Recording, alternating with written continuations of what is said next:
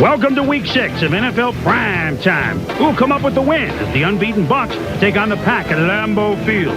The Cowboys hope it's just a walk in the park as they face the Giants, but New York picked off the Cowboys at the pass, literally. The Eagles have their own way of getting in the end zone. Barry and the Lions take steps to make sure there's no letdown against the Bills, but in the end it was safety first. Andre and the Chiefs look to make it 5 straight as they take on the Dolphins, while the Raiders look to get to even. The Ravens look for their own ways to win, while the Steelers continue to rely on us. Will the Colts find another way to lose as Parcells' Jets find new ways to win? NFL Primetime, coming up next.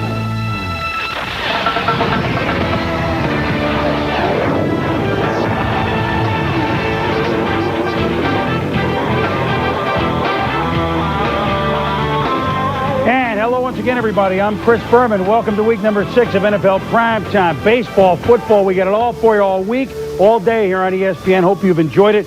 I know we've enjoyed it, as always. Tom Jackson, Stuart Scott, lots to talk about. Good football today. Good divisional games on week number 6. First, let's get you caught up on those late games, one of those pauses that we like to do. There are TV reasons for it. The Jets and the Indianapolis Colts. The Jets had the big lead, but the Colts have crept back into this. Under the 2-minute warning now, the Jets' lead is just 16-10 over the Indianapolis Colts as the Jets try to snap a 14-game AFC East losing streak. Seattle and Tennessee. It looks like, Steve Broussard has scored on a 43-yard run, although it looks like Del Greco has kicked a field goal to pull that game within 3, under 2 minutes to go, 16-13 Seattle over Tennessee. San Diego has used some field goals by Greg Davis, as in 5 of them, and they lead at Oakland. Wait a minute, here's another field goal by Davis. Is that 6 or is that 5? 25-10 now, 2.5 minutes to go in that game. And Arizona and Minnesota. Once again, Arizona in a close game. That's what they do. In the desert, the Cards lead the Vikings 19-17. Again, that's under 2 minutes to go, and we'll have highlights and keep you posted of all of them. The Dallas Cowboys have had the stranglehold in the NFC East, but creeping in the ranks, of course, are the Washington Redskins off to a nice start, and the Philadelphia Eagles. Though their record was below 500, they felt that if they had beaten Dallas on a Monday night, they could be contending for the Division II, and remember, they were a playoff team last couple of years. A lot of squabbles after Sunday night's Philadelphia loss at Minnesota between, particularly, running back Ricky Waters, quarterback Ty Detmer. So where else to have this game than the city of brotherly love? And would that be the thing that the Eagles needed? Well, the Eagles fans said, no excuses. We just need a win. And they would get out to a fast start. Running well, Ty Detmer, he's even running well. 3 yards out, 7-0 Eagles early at the vet. Later in the first, ball control. Kevin Turner, the fullback, gets a block. Rumbles, stumble, shakes, Marcus Pat, number 53. Turner had 30 yards. Later in that drive, Ricky Waters, Charlie Garner and company, 203 yards rushing. They were tremendous on the ground. Where's Marcus's number? Look, very Marcus-like in the end zone. What a dominating first half for the Eagles. 15-3 in first downs, as that was their second touchdown. Then, Gus Frerotte and the Skins down 14-3. And when you can't run, you got trouble. Way overthrown. Michael Zordich picks off, and Brian Dawkins going to make a block. Look at Zordich.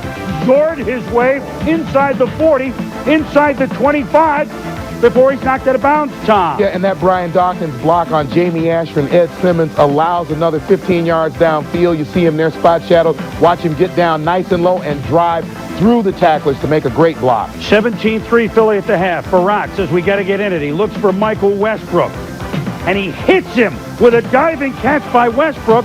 And we've seen this at times from Mike. He has grown a lot the last 3 weeks. You see him, the nice focus on the ball, the catch in traffic, doesn't mind taking the hit. Going to be a good player. That sets up, well, he couldn't run today, could Terry Allen, but Frerotte found Terry Allen in the passing lane. So 17-10 at this point. Fourth quarter, same score. Ty Detmer to the ageless one. Irving Fryer slicing down the sideline. What a great grab down to the 1. And that sets up Ricky running Waters. Left side, Turner with the block. Touchdown, 24-10, the Eagles. The Skins outplayed. Ty Detmer, Ricky Waters, friends again. No problem. It's another week. and everything's forgotten if you win. And the Eagles were very impressive in jumping back in the division picture. Up in the mark to 2-3, and the Skins fall to 3-2. Philly wins at 24-10, 203 yards rushing to just 30 for the Redskins. Waters had a $104, and Charlie Garner had 60. And really, in the NFC East, Tommy, I mean, this is old-fashioned. You run or you don't run, chances are we know who's going to win. We saw one of those from one team and not running from the other team, and certainly a great game plan by Ray Rhodes with the change of pace running by Charlie Garner and Ricky Waters. Defensively, you have to play those two guys differently. And then for the Redskins, they didn't get the running from Terry Allen. That translated into pressure on Gus Frerotte. And even though the Eagles came into this game with only 4 sacks on the season, 1 per game, they certainly were able to put pressure on Frerotte because they didn't have the balance of a running attack. Well, we've got plenty of that NFC East. All of a sudden, as we shall see, very interesting, as Artie Johnson used to say on Laughing. When we return, Cordell, well, what a up and down, or shall I say down and up game he had for the Steelers against the Ravens. We'll be back. NFL PrimeTime is brought to you by the Braun Oral-B Ultra Plaque Remover. Cleans better than a manual toothbrush. And by Doctor's Khakis. Hey, nice pants. We would like to welcome those of you that have watched the Seattle Seahawks beat the Tennessee Oilers by the count of 16-13. So after a slow start, the Seahawks are back at 500 at 3-3. Highlights of that coming up later on. Well, you know what happened to the Baltimore Ravens, one of the most entertaining teams last year, but no lead was safe for them. And although today, and this year, it looked like Ted Marchibroda's club was a different ball club. They were protecting leads. They had a big lead on the Pittsburgh Steelers in Baltimore at halftime. But that's why they play the whole game. Here we go. Bill Cowher. Boy, what a big day of sports in Baltimore. Ravens home. Orioles end up closing out the Mariners. Vinny Testaverde to Eric Green. And the large one, with the lead against his former team over Donnell Wolford. Hey, get away from me. Get away from me. It's 23 yards, 7-0 Baltimore. Next possession. This was not Cordell's first half. Picked off by Stevan Moore. Moore will lug it 27 yards, and he could go almost all the way out of bounds at the 6. Leads to a Bam Morris bagging a touchdown, 14-0 Baltimore. Next Steeler possession for the second time in the first half. Picked off by Eugene Daniel, my brother. You are older than me, and on this play, you are better than me. He stretched it to the 43-yard line. Leads to another Ravens touchdown, 21-0 Baltimore. 3 picks against Cordell. The coach said, just stay with it. 24-7 at the half. Opening kickoff second half. A recurring team. A fake reverse. Will Blackwell keeps it himself. Makes a move. And I don't think Stover is going to catch him. He could go. Oh, no, wait. 97 yards. 24-14. Ravens lead is now 10. Later in the third, Stewart. He fakes a reverse. Fakes the cameraman. Fakes the Ravens. Yancey Thigpen down to the 30. 2 plays later, occasionally you have to do this. Tom, give it to the Bucs. Yeah, Jerome Bettis, a great clock killer. He's going to get you the power yards once you start getting into the football game. They still left him in there, even though they're trying to come back. And Stewart to Charles Johnson. It's 24-21. Fourth quarter, Vinny has fumbled deep. And Stewart to Mark Bruner and quote the Raven lead, nevermore. Touchdown, 28-24 Pittsburgh. Now 35-24. 2.5 to go. But Vinny can do this. Vinny can throw. Derek Alexander, touchdown. They make a 2-point conversion. 35-32 Pittsburgh. After the kickoff on 3rd and 4, a fake reverse. Cordell's going to keep it himself. He could go all the way. Cordell Stewart, 74 yards. I know he looks lame, but after the run, he was okay. He didn't pull anything, except he pulled out a win from deep, deep trouble as the Steelers beat the Ravens in a wild one. Aren't they all with the Ravens? 42-34. Frankly, Pittsburgh on the ropes in this thing for a long time, but now they up their mark to 3-2. So Cordell Stewart with 3 picks in the first half, but throws 3 touchdown passes, runs for 2.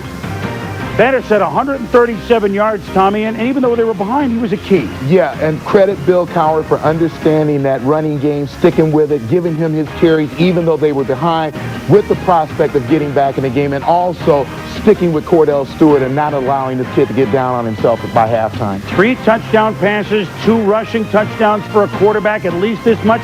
Cordell only the 7th time that's happened in the NFL since the merger in 1970. Steve Young the last to do it 4 years ago. When we return, We're just revving up. Bengals and the Jaguars. What bad shoulder? So he can't hit. John O'Connor can run. Lions, Bills. Defense again for Buffalo.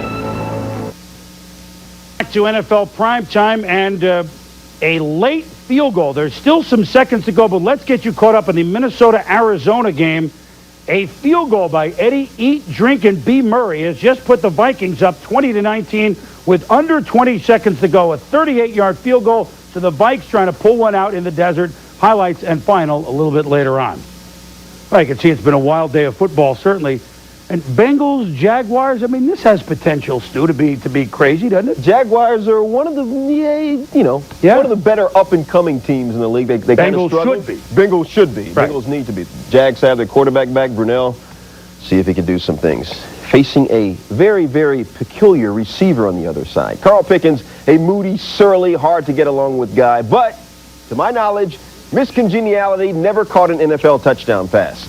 Nor did she ever play 4 games against the Jacksonville Jaguars, where she scored at least once in each one and has grabbed 7 total touchdown catches in all those 4 games. One more thing about miscongeniality. She's not 3 touchdown catches shy of tying Isaac Curtis's Cincinnati record of 55 touchdown grabs. Carl Pickens and his attitude and his moodiness are and did. Bengals, Jags. Bruce Coslett, some tough 4th down decisions. First quarter, no score. 4th and 1 from the 38. Kajana Carter, nothing, nada.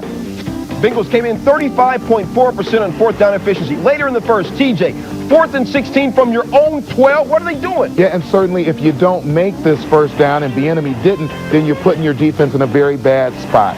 4th and 16 from your own 12. Jags first and goal, resulting possession.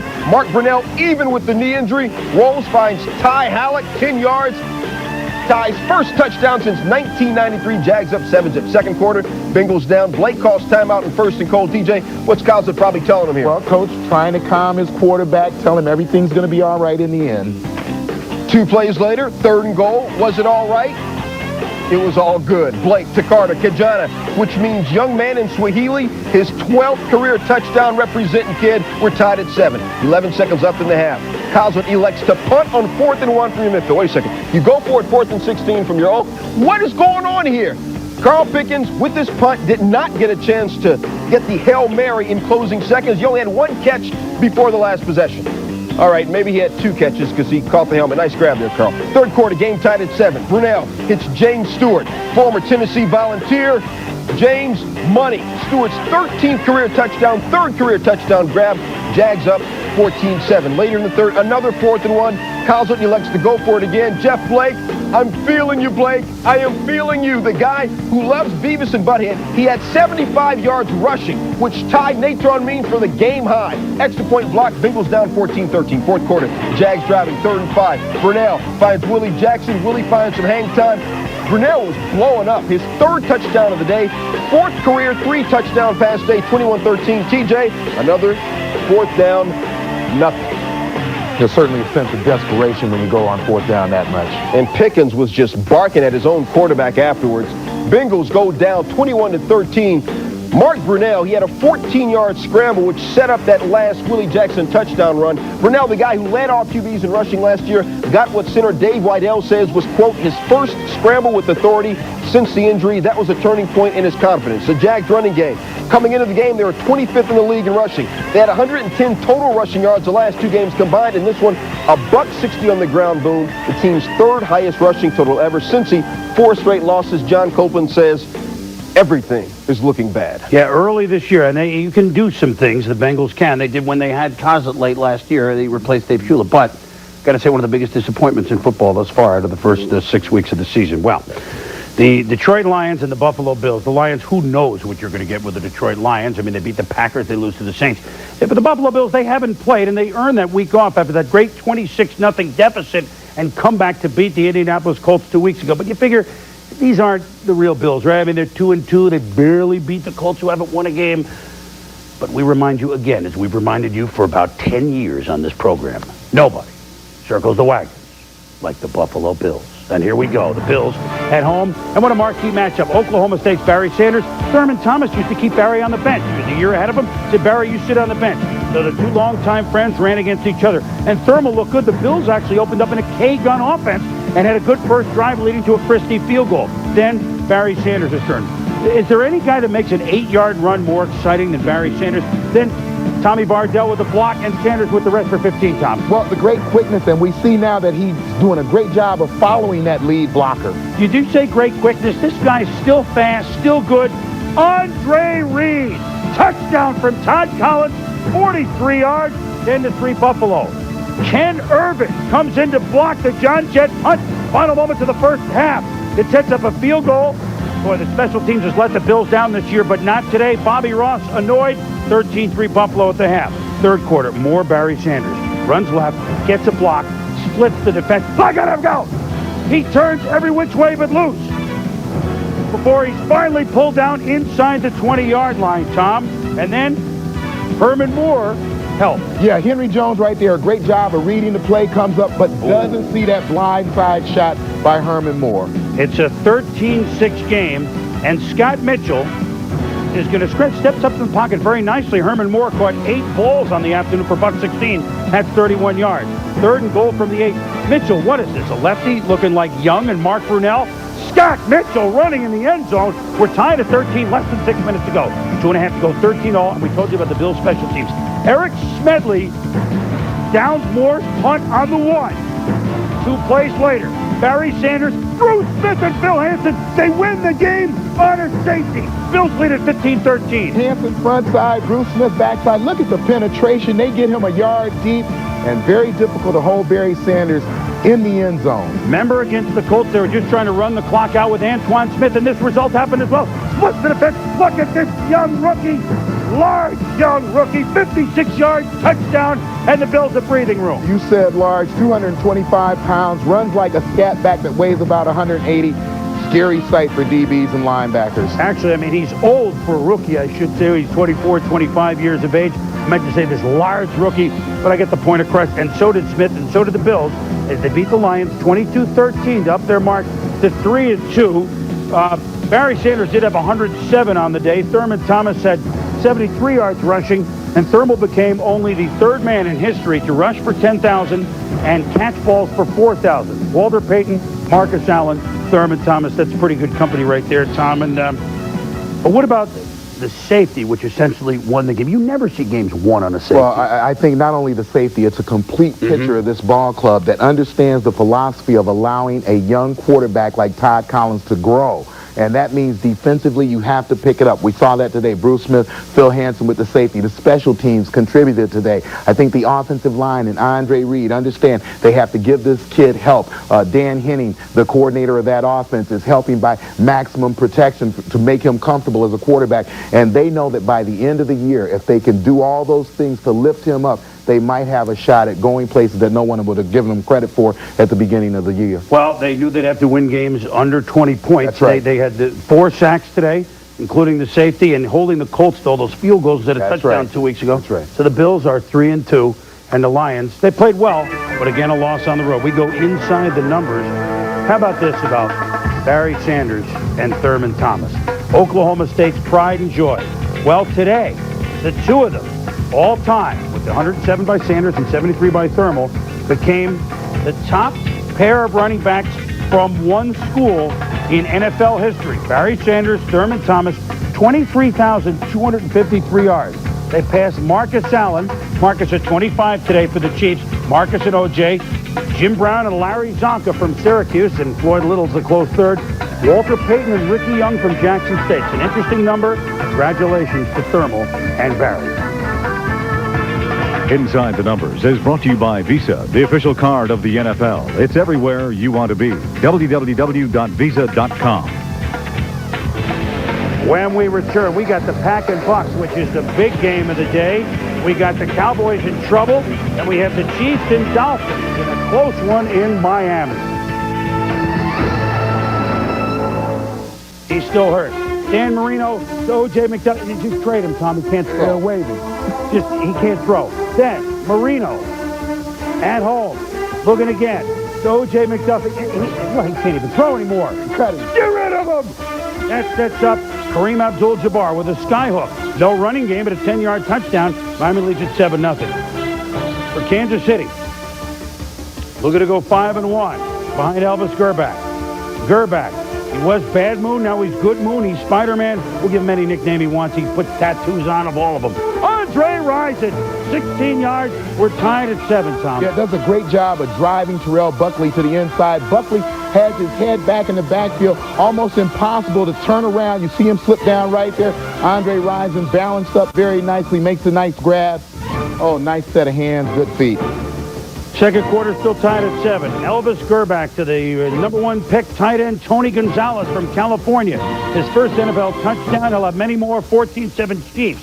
Second quarter, just over 2 to go. Marino, he can't throw anymore. Throw it to Troy Drayton, 25 yards. Then Marino to Blaney Pomeroy. Blaney catches it, lunges. It's a touchdown. We're tied at 14 at the half. Dolphins have got a field goal by Olindo Mare to make it 17-14. We're that way in the fourth quarter. Elvis to Rison over the midfield stripe. Pete Stoyanovich hoping for the tying field goal against his ex-mates. Gerbach, Rison, 17 yards. Timeout. 3rd and 20 with 2 minutes to go. Sets up now a 4th and 3 after 17 yards. Gerbach to Marcus Allen. And it's a little behind the bobble, and it's smacked by Anthony Harris. And Jimmy Johnson, Dolphins take over on downs, Tom. Yeah, and Elvis Gerbach has played awfully well. This pass here, you see Anthony Harris in the spot shadow right there. Man-to-man coverage on Marcus Allen. This is a matter of trying to beat a guy to the spot. Ball slightly behind Marcus. He's forced to turn, bobbles it right there. Cost him the first down. So the Chiefs scoreless for all the second half and the waning moments of the second quarter. And they have lost 6 straight in Miami since 1990. The Dolphins win it by the count of 17-14.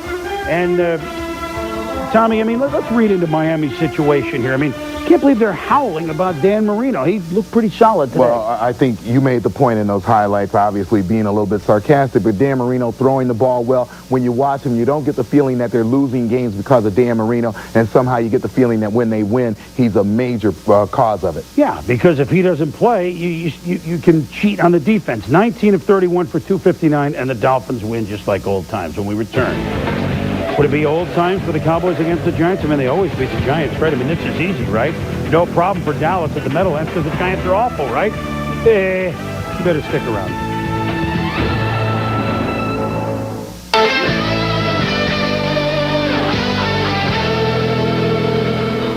Well, those two teams certainly been at it for a long time, but lately, especially the first meeting between the Cowboys and the Giants, the last 4 years, the Cowboys have beaten the Giants by the count of 131-19. So when Dallas tread into the Meadowlands against the Giants, this one, you could just write it down, right? As we've told you through 11 years of the show, that's why they play the games. Here we go. The Dallas Cowboys, a little maligned offensive line, a little pressure on Troy Aikman. Giants have a good defense. Giants trying to pressure Aikman, but he has time to hit Michael Irvin first down on 3rd and 6. Later, 3rd and 2, the pitch to Emmitt Smith. But look at the Giant defense swarm him, stop him short of the first down. Dallas settles for a field goal. And Richie Cunningham, he's been good this year, but not happy days on this kick. No good from 40 yards out. Dallas held the ball for 12 of the 15 minutes in the first quarter, but they lead only 3-0. Now the lead is 6-0. Dave Brown restrained that pectoral muscle and had to leave. 6-3 is the halftime score. Leave in favor of Danny Erie Cannell at quarterback, Tom, in 3rd quarter. Yeah, you take a look at this pass right here. Callaway with Kevin Smith on the coverage, and Kevin does a great job of getting his head back. Unfortunately, gets the call against. Just the referee read it as too much contact. Leads to a field goal by Brad Dom DeLuiso. Dallas leads 9-6 in the 3rd quarter. Intercepted by Tito Wooten. Tito! He could go all the way. 61 yards. The Giants in the lead. 13-9. Charles Way has made a touchdown for the Giants to make it 20-9. 2 minutes to go, but Dallas finally knocking at the door. Aikman, Anthony Miller, touchdown. Nice grab. 2 yards, 20-15. Got to go for 2. So they set up. Passing formation. Aikman, time. Eric Bjornsson for 2 points. It's 20-17. On the ensuing kickoff, does the name Joe Pisarcik ring a bell? David Patton. Oh, no, it's a bubble. Dallas has it. No, Tyrone Wheatley saves the day. Give that man some Pepto. As Jim Fossil sees it withering away, then on 2nd down. Look at Wheatley. No, you got to stay and actually ruled that he was inbounds. Dallas had to use their final timeout.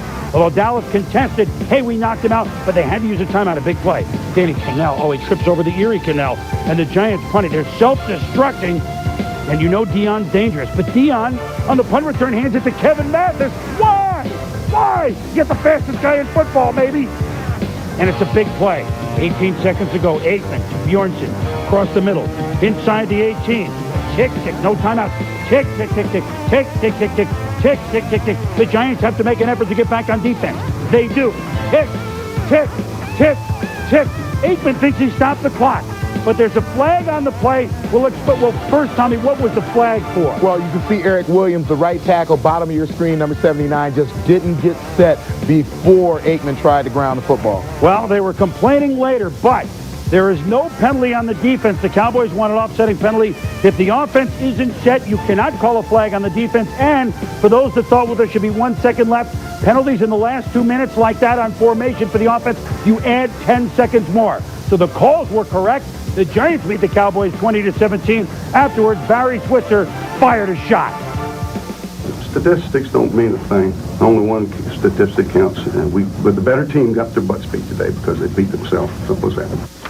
Well, obviously disgruntled Barry Switzer, because what he's talking about, the statistics there, Tommy, is that in time of possession, 40 and a half minutes to 19 and a half, but Dallas loses the ball game. I think one of the oddest games we've watched in a while. You have the Cowboys still having problems in the red zone. However, Troy Aikman may have discovered a go-to guy in Anthony Miller. We've seen it now a couple of times in the last few weeks. And then the New York Giants play a solid football game until the end and then start making a number of mistakes that almost cost them the football game. And maybe the biggest plus for them, they may have discovered another quarterback when they need him. Danny Cannell played pretty good football, pretty solid football for a guy coming off the bench, and certainly may create a little bit of controversy pending the health of Dave Brown. So all the stats, 428 yards for Dallas. Aikman to a career high. Never thrown 52 passes before in a game, but he did it and thrown for 317. But the Giants win the game 20-17 as we go inside the numbers. Here's a big reason why.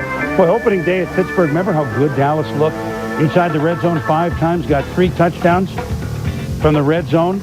But the last 4 games inside the red zone, inside the 20, if you're not familiar with red zone, 17 times, only 3 touchdowns, 1 for 5 today inside the red zone. The offense, even though Emmett had 91 and the stats say they did well, they're not scoring touchdowns. Hard to win in this league against anyone, as they found that out against the Giants. When we return, the one-time Bay of Pigs, now Baywatch, the biggest game of the day, but the Packs leap over the Bucs.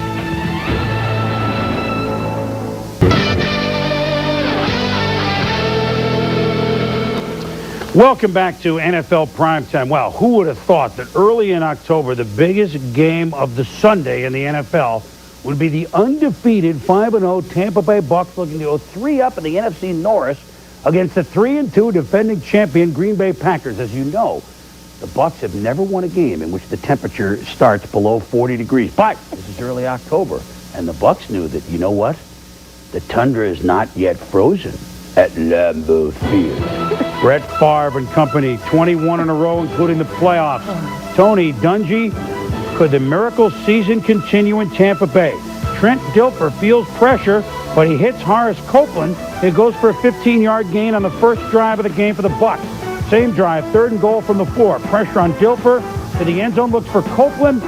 Trying to make the catch between 3 defenders, but they get a Husted field goal, 3-0 Tampa Bay. Second quarter, still 3-0. Favre. Oh, to Antonio Freeman, a dart. 31 yards, 7-3 out of the Pack. Yeah, Freeman, great job at the line of scrimmage of getting off against Tyrone Leggett. You're going to see him right there. He makes a great move, jumps just outside, and then comes back inside. But look at the safety. The safety doesn't jump up and help him in time. And you can see the angle he takes, leads him right to the end zone. Packers defense now, second quarter with a 7-3 game. Dilfer back to pass, looks for all-star, but Gabe Wilkins, and look at him leap over Trent Dilfer. This is a defensive lineman, rumbling, bumbling, stumbling, cut, go, all the way, 77 yards. He's more like Dominique Wilkins, the human highlight reel. 6'5", 295 pounds with that kind of agility. You see him get up over the quarterback and then sprint to the end zone. But the only thing, he gets caught in the net. You can't expect them to leap in the end zone. So what a great play by Gabe Wilkins. Favre. What? The 6-yard bullet to Antonio Freeman. What a second quarter for the Pack. 3 touches, 21-3, Green Bay. Brett showed great patience down in the red zone. You see the nice pump fake there, and then he drills the ball as only a few quarterbacks in the league can do. So third quarter, the Bucs have scored. Third quarter, make it 21-10. Favre's pass dropped. And Favre says, come on, Antonio, now think about this. Next play, Packers getting frustrated. They can't enter their lead. Bill Schrader drops it. Favre annoyed coming off the field. And the Bucs stay in the game. Fourth quarter on their own 10. Warwick done. What? Cuts outside, and he's gone. The rookie from Florida State, 44 yards into Green Bay territory. Then we get you with speed, and we get you with this Mike Allstott. You're in good hands with Allstott. 16 yards. Same drive. Done. Boy, the little guy's doing the bullish yards off guard, Tom. 10 minutes ago, it's 21-16. You got to go for 2. Dilfer to Carl the Truth Williams, incomplete. Still 21-16. 5 minutes ago, the Packers punt. Craig Hendrick pooches it. Travis Beef Jervy downs it at the 4. So no way the Bucs are going to drive against the Pack, right, with 5 minutes to go? Not so fast. Dilfer to Riddell Anthony, 23 yards. Same drive. Dilfer. Done, and then it's Anthony on the reverse. This goes for 19 yards into Green Bay territory. 4th and 6 on the 43. They won the game last week on 4th and 6. But off the back foot, Wayne Simmons breaks it up. Tony Dungy says, I want pass interference. They don't get it, but they do get the ball back with 38 seconds to go on their own 20. Dilfer to Anthony, 40 yards. But instead of spiking the ball, they get no timeouts. Trent tries to get more yards. No, you got to spike it. Oh, no. Warwick done. Can he get out? I don't think so. Not getting to the sideline, say the Pack. Tick, tick, tick, tick, tick, tick, tick, tick. They got to get up to spike it. Tick, tick, tick, tick, tick, tick, tick. They need a touchdown. Tick, tick, tick. Goodbye. Undefeated season gone. The Bucs game in the second half. But the Pack win a game they must win. And the Bucs upset. There'll be other days, especially week 15, December 7th. Get your tickets at the Big Sombrero now for the rematch. But the Packers beat the Buccaneers by the count of 21-16 in Green Bay in a must-win situation. And I can't say, Tommy, they were emphatic in the win, but they got the win when they needed it. Well, a win is a win is a win in this league. The W matters more than anything, but I think certainly a concern for Coach Holmgren is the second time this season we've seen them against a division opponent at home at Lambeau, the big lead, and seemingly relax at halftime and allow a team to get back into the game. They did it against Minnesota as well. However, I think that if you're Tony Dungy, you walk away with some pluses and minuses. Didn't play well early on, got back in the football game, didn't get embarrassed, and certainly I think if at the beginning of the year, everybody looks at the schedule. I don't know if Tony Dungy looked at the schedule and thought, you know, we're going to go to Lambeau Field and beat the Green Bay Packers. No. But you know what? We debated it. 21-3, they had the ball with under a minute to go at halftime, and Trent Dilfer was struggling, and Dungy said, let's get off the field and let's regroup before more damage can be done. Good call by Coach. And he calmed things down, and I think the Bucs grew up from halftime on, and even though they lost, I think they grew again in this game, although the Packers win it, despite the fact the Pack were outgained 372-234, and the Bucs ran for 217 yards. When we returned, some late games, Oilers and Seahawks in a field goal game. Jets and Colts. Could the Jets keep going, and could the Colts get off the schneid? Chargers and Raiders. Jeff George and Tim Brown have been magic. Would they be against the Bolts?